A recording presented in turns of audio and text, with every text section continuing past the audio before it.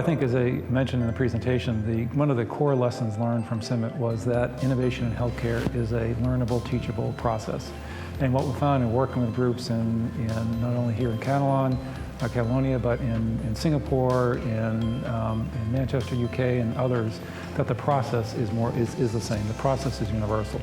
The specifics of implementation change, which is why it's important that rather than CIMIT coming in and telling different groups here, that we're working with groups like CIMTI and BioCat that understand kind of the nuances of the local ecosystem and can modify the process to address kind of the local issues. So the framework is really the same the world over, but it has its own flavor in each and every ecosystem, and working with local groups makes that possible.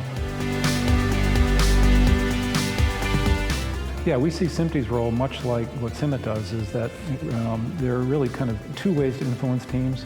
One is to basically make sure that they're set in the right direction. We use a crash course for that, but that's a 12-week intervention.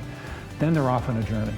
And what they need are people that will stay with them through that journey to be able to answer questions, make introductions, provide some extra feedback, et cetera. So that's the critical role that we see CIMTI playing here in the Catalan ecosystem.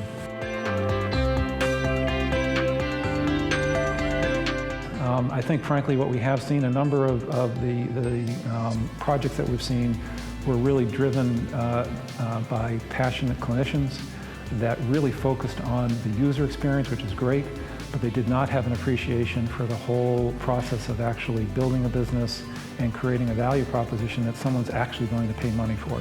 So understanding the economic buyer, the basis of these purchasing decisions, I think that's where we've probably helped make the most influence on these teams.